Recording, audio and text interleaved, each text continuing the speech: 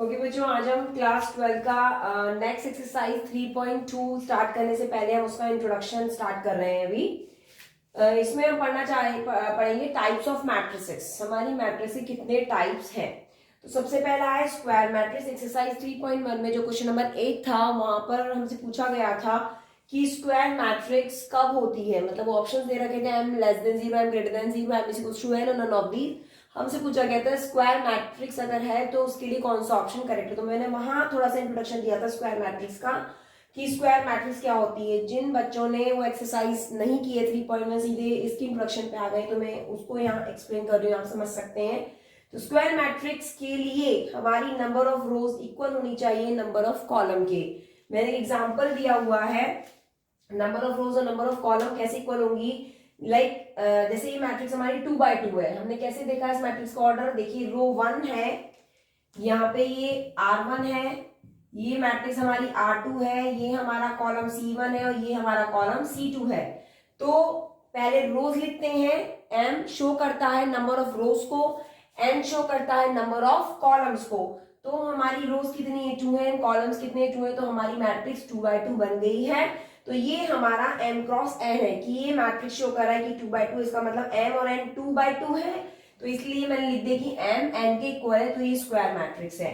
अगर suppose m is not equal to n, अगर m n के इक्वल नहीं है, किस केस में नहीं होगा, अगर मैट्रिक्स 2x3 होगी। अगर मैट्रिक्स 2x3 होगी तो ये m n के इक्वल नहीं होगा, तो मैट्रिक्स कौन सी होगी, वो हो जाएगी मैट्रिक्स स्क्वायर तो होगी नहीं, तो वो रेक्टेंगुलर मैट्रिक्स हो जाएगी।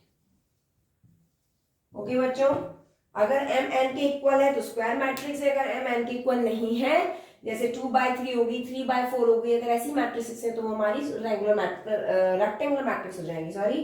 नेक्स्ट हमारी मैट्रिक्स आती है रो मैट्रिक्स।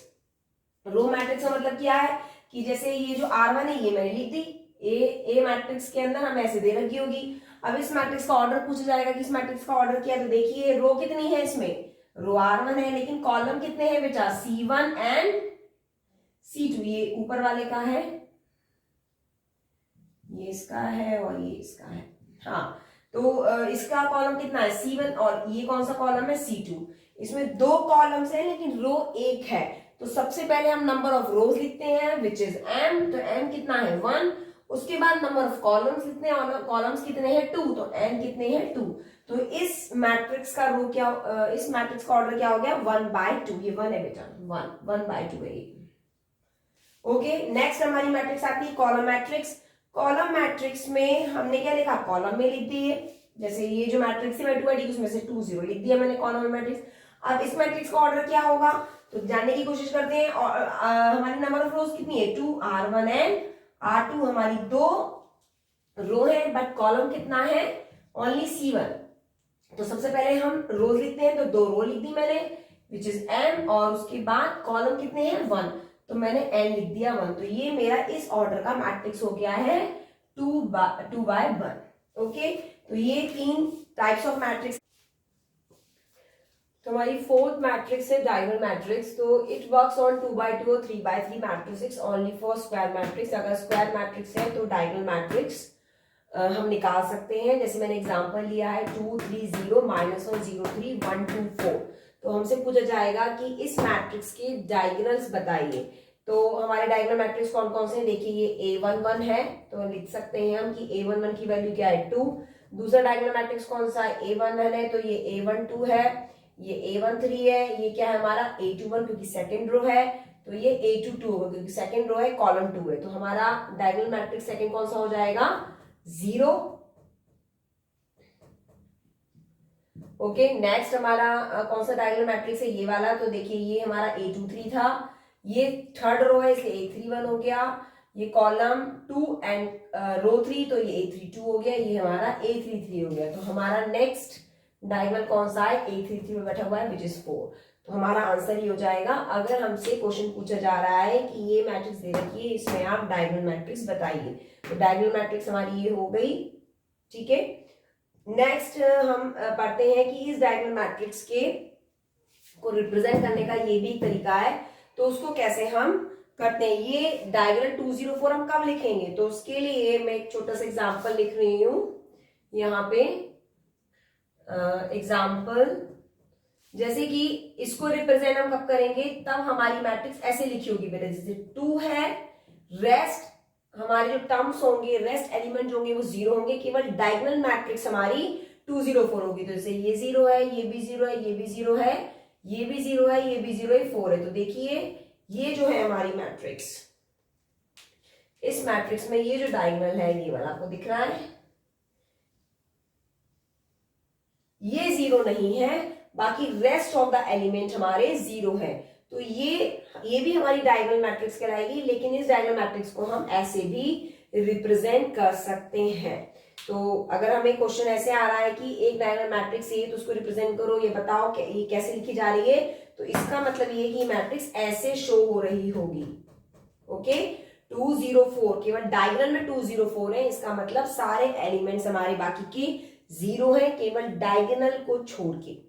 तो ये हमारी डायगोनल मैट्रिक्स हुई। नेक्स्ट हमारा टॉपिक है स्केलर मैट्रिक्स। स्केलर मैट्रिक्स क्या होता है, अ स्क्वायर मैट्रिक्स, मतलब स्केलर मैट्रिक्स भी एक स्क्वायर मैट्रिक्स होगी in which every non diagonal elements, मतलब जो भी हमारे डायगोनल एलिमेंट्स होंगे वो नॉन जीरो होंगे, मतलब वो जीरो नहीं होने चाहिए जो डायगोनल में। देखिए जैसे मैंने एग्जांपल ले रखा है इसका, ये और ये, ठीक है, ये हमारे नॉन डायगोनल एलिमेंट जीरो, मतलब जो डायगोनल एलिमेंट है वो जीरो नहीं है। And all diagonal element are equal, ये दूसरी कंडीशन हो गई कि हमारे जो डायगोनल एलिमेंट्स है वो इक्वल भी होनी चाहिए, चाहे वो 5 5 हो, चाहे वो -3 हो, चाहे वो k हो, चाहे वो c हो, चाहे वो 10 हो, लेकिन डायगोनल एलिमेंट्स तो इक्वल होने चाहिए।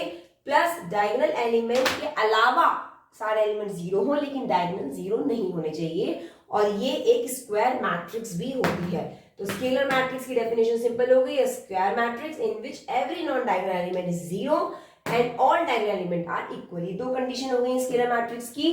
तो इसका एग्जांपल मैंने आपको लिया हुआ है, ये क्योंकि 2x2 मैट्रिक्स है, ये हमारी 2x2 मैट्रिक्स है, ठीक है। तो ये स्क्वायर मैट्रिक्स, इसका स्क्वायर मैट्रिक्स है, तो ये एक स्केलर मैट्रिक्स भी है जिसका ऑर्डर क्या है 2। तो हम स्केलर मैट्रिक्स में केवल इस तरीके से लिख सकते हैं, 2x2 लिखने की जरूरत नहीं है, स्केलर मैट्रिक्स में ऑर्डर 2 है।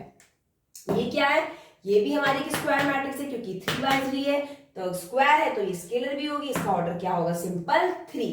तो ये हमारा टाइप ऑफ मैट्रिक्स का 5वां पार्ट है। अब हम 6 पार्ट कंटिन्यू करते हैं, नल मैट्रिक्स। तो हम 6 पॉइंट पे आते हैं, नल मैट्रिक्स। नल मैट्रिक्स से जैसे नाम से ही समझ में आ रहा है कि सारी मैट्रिक्स हमारी नल होगी, दैट मीन जीरो होगी।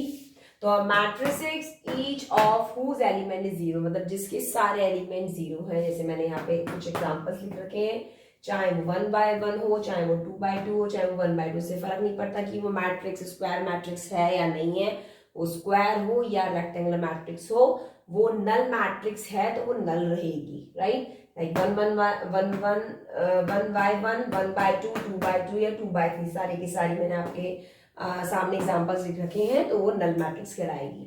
सिंपल सा है। 6.7 है यूनिट मैट्रिक्स। यूनिट मैट्रिक्स को हम आइडेंटिटी मैट्रिक्स भी बोलते हैं, और आइडेंटिटी मैट्रिक्स, इसको हम शॉर्ट फॉर्म आईडी बोल सकते हैं। तो ये आइडेंटिटी मैट्रिक्स बोली जाती है। ये जो यूनिट मैट्रिक्स होती है ये एक स्क्वायर मैट्रिक्स होगी। इसके अंदर एवरी नॉन डायगोनल एलिमेंट्स, मतलब जो भी हमारे डायगोनल में नहीं है, विदाउट डायगोनल, लाइक डायगोनल के अलावा जो भी एलिमेंट्स है वो जीरो होंगे, और एवरी डायगोनल एलिमेंट इज 1। इसमें क्या होगा, जितने भी डायगोनल एलिमेंट्स होंगे, जैसे ये डायगोनल मैट्रिक्स आपको दिख रहा है, ये दिख रहा है आपको, और ये तो 1/1 है, तो diagonal matrix is always be 1। मतलब ऐसा नहीं हो सकता कि 2 और 3, यूनिट है ना, यूनिट का मतलब समझ में आ रहा होगा कि 1 है, तो हमारे डायगोनल मैट्रिक्स 1 होंगे, तो वो हमारी यूनिट मैट्रिक्स होगी। मैंने इसके कुछ एग्जांपल लिख रखे हैं, क्योंकि स्क्वायर मैट्रिक्स है तो इसका ऑर्डर क्या होगा, 1/1, 2/2, 3/3 एंड 4/4। तो मैंने ऐसे लिख रखा है कि I1, इसको रिप्रेजेंट करने का तरीका है कि ये I1 का मतलब क्या है कि ये हमारी 1/1 मैट्रिक्स है I1, I2 2/2 है, I3 3/3 मैट्रिक्स है। जब आपको एक्सरसाइज में क्वेश्चंस लिखे हुए होंगे तो उसमें ऐसे लिखा होगा कि एक हमारी आइडेंटिटी मैट्रिक्स है विच इज I2, तो आपको I2 से समझ जाना है ये 2 मैट्रिक्स I2 इसलिए बोल रहा है कि ये कहना चाह रहा है कि वो मैट्रिक्स 2/2 की है। तो आप अपनी आप से 2/2 मैट्रिक्स कैसे ले लेंगे, 1 0 0 1, क्योंकि यूनिट में डायगोनल्स 1 होते हैं और नॉन डायगोनल 0 होते हैं। तो ये हमारा टाइप्स ऑफ मैट्रिक्स का कॉन्सेप्ट क्लियर हुआ। इसमें अब हम एडिशन एंड सब्ट्रैक्शन पे चलते हैं। तो आप लोग ये उतारिए, उसके बाद में एडिशन सब्ट्रैक्शन और मल्टीप्लिकेशन और आपको डिस्क्राइब करती हूँ।